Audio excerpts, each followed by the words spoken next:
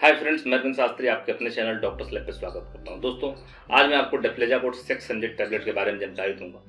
आज इसके बारे में आपको संपूर्ण जानकारी दी जाएगी। आपको बताया जाएगा कि आपको किस किस बीमारी में इस दवा का इस्तेमाल करना चाहिए, जो कि आपको मार्केट में कई नामों से मिल जाता है। जैसे कि आपको डेपकोट के नाम से मिल जाता है, डेप्चा के नाम से मिल जाता है, डेजाकोट के नाम से मिल जाता है, एनजोकोट के नाम से मिल जाता है, इसका अतिरिक्त डेप्जा के नाम से मिल जाता है, इसका अतिरिक्त डीएफजेड के नाम से मिल जाता है, इसके अतिरिक्त महाकोट डीजेड के नाम से मिल जाता है। इसके अतिरिक्त यह और भी कई नामों से मार्केट में अवेलेबल है। अगर आप वीडियो के अंत तक बने रहते हैं तो आपको इस वीडियो के माध्यम से इन सारे टैबलेट्स के बारे में जानकारी दे दी जाएगी कि किसका किस किस बीमारी में इस्तेमाल किया जाता है, इसके साइड इफेक्ट क्या हो सकते हैं, इसके डोज क्या हो सकते हैं। इसके अतिरिक्त आप किस बीमारी से पीड़ित हैं तो इस दवा का सेवन नहीं करना चाहिए, यानी सेफ्टी फीचर के बारे में भी आपको जानकारी दे दी जाती है।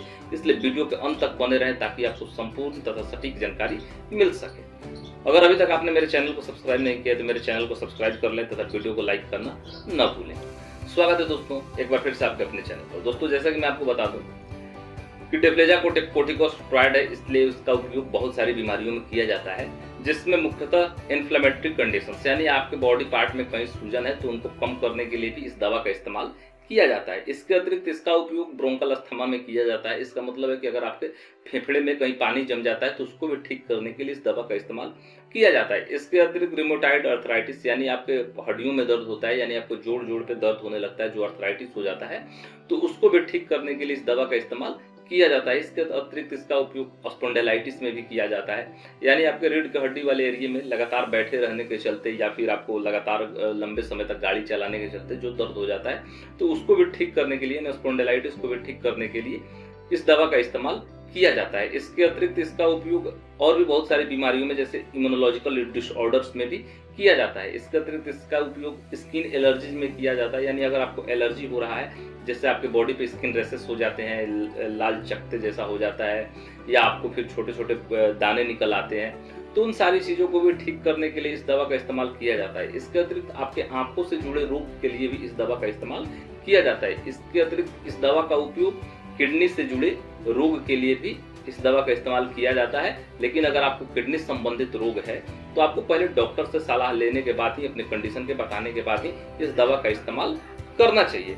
इसके अतिरिक्त इसका उपयोग सार्कोइकोसिस में भी किया जाता है, यानी कि इस डेफ्लेजाकोट का उपयोग बहुत सारी बीमारियों में किया जाता है। अगर बात किया जाए कि इसके साइड इफेक्ट के बारे में, इसके डोज के बारे में, तो सबसे पहले हम इसके डोज के बारे में जान लेते हैं। तो अगर डोज की बात की जाए तो दोस्तों इसका डोज 0.9 mg पर केजी बॉडी वेट के हिसाब से दिया जा सकता है। यानी अगर आपका वेट 1 kg है तो आप एक दिन में 0.9 mg इस दवा का सेवन कर सकते हैं। अगर मैक्सिमम की बात की जाए तो किसी भी एडल्ट को 6 mg से लेकर के 90 mg तक डोज एक दिन में दिया जा सकता है। अगर बात करें कि इसके साइड इफेक्ट क्या हो सकते हैं तो इसके कई साइड इफेक्ट हो सकते हैं, जिसमें पहला है भूख ज्यादा लगना। अगर आप इस दवा को ले रहे हैं, अगर आपको ज्यादा भूख लग रहा है तो यह इसका एक साइड इफेक्ट हो सकता है। ओबेसिटी यानी मोटापा, अगर आप बहुत ज्यादा मोटे होते जा रहे हैं तो यह भी एक इसका साइड इफेक्ट हो सकता है। इसके अतिरिक्त उल्टी मतली होना या नोजिया या वोमिटिंग, यह भी इसका एक साइड इफेक्ट हो सकता है। इसके अतिरिक्त असामान्य रूप से बाल का वृद्धि होने, यानी कहीं भी बाल जमने लगना, यह भी एक इसका साइड इफेक्ट हो सकता है। इसके अतिरिक्त मन का उदास रहना, यह भी एक साइड इफेक्ट हो सकता है। इसके अतिरिक्त और बात की जाए तो आपको मोतियाबिंद, ये भी आपको एक साइड इफेक्ट के रूप में हो सकता है। अगर बहुत गंभीर समस्या अगर उत्पन्न होती है इसके साइड इफेक्ट से तो आपको ऑस्टियोपोरोसिस यानी हड्डियों का कमजोर हो जाना, इस प्रकार की बीमारी संभव है। क्योंकि इसके जो साइड इफेक्ट है समय के साथ साथ धीरे धीरे कम होते जाते हैं या दवा छोड़ने के साथ साथ छूट जाते हैं, लेकिन अगर ये लंबे समय तक बने रहते हैं या ज्यादा आपको दिक्कत पहुंचाते हैं तो तुरंत आपको डॉक्टर से सलाह लेने की आवश्यकता है। अगर हम बात करें इसके सेफ्टी फीचर की, तो अगर आप ब्रेस्ट फीडिंग वुमेन हो या प्रेग्नेंट वुमेन हो तो चूंकि गर्भवती महिलाओं पे इसका प्रभाव बहुत खतरनाक होता है, इसलिए आपको सलाह दिया जाता है कि अगर आप गर्भवती महिला हो या ब्रेस्ट फीडिंग हो तो आप बिना डॉक्टर के सलाह के इस दवा का सेवन न करें। अगर आपको ग्लूकोमा हो या फिर हाई ब्लड प्रेशर हो या अभी आपने टीका लगवाया हो, इस प्रकार के कंडीशन में भी आपको क्या करना है कि पहले डॉक्टर को बताना है अपने कंडीशन के बारे में, तभी इस दवा का सेवन करना है। अगर आपको वीडियो पसंद है तो मेरे चैनल को सब्सक्राइब करें तब वीडियो को लाइक करना न भूलें।